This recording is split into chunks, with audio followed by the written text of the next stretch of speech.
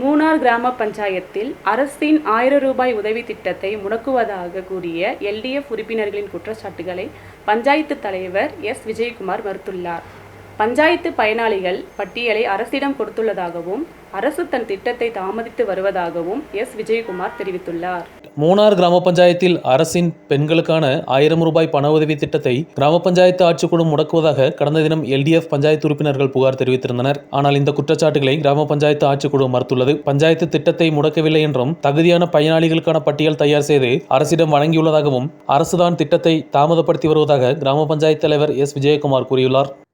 மூணார் பஞ்சாயத்தை பொறுத்தவரையில் இந்த பகுதியிலேயே கூடுதலான விளம்பரம் கொடுத்தது மூணார் கிராம பஞ்சாயத்தை ஆளக்கூடிய காங்கிரஸ் பஞ்சாயத்து தான்.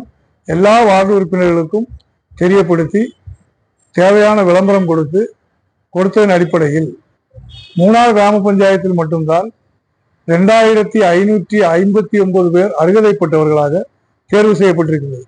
மொத்தம் பெறப்பட்ட விண்ணப்பங்கள் 2728.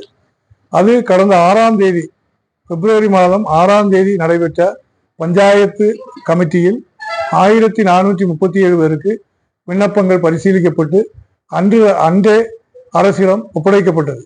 அதோடு 28/2/26 அதற்கு பிறகு வந்த விண்ணப்பங்கள் 822 பேர்.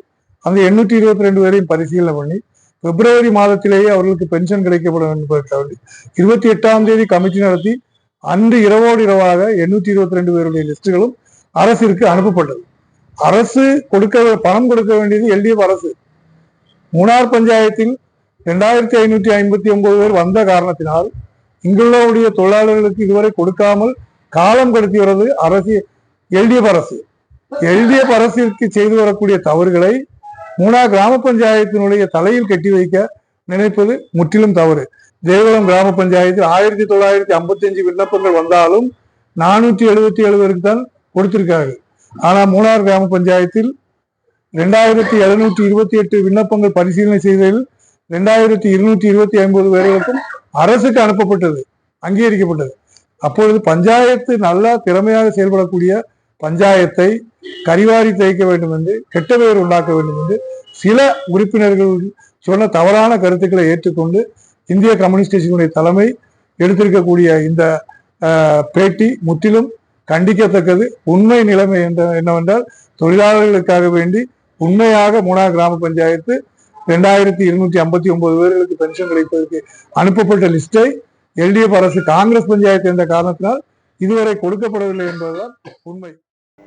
செய்தியாளர் சந்திப்பில் கிராம பஞ்சாயத்து தலைவர் எஸ். விஜயகுமார், துணைத் தலைவர் லட்சுமி, பஞ்சாயத்து உறுப்பினர் ரத்னம், DCC பொதுச் செயலாளர் ஜி. முனியாண்டி, INTUC ரீஜனல் தலைவர் D. குமார் போன்றவர்கள் பங்கெடுத்தனர். News bureau, Munnar.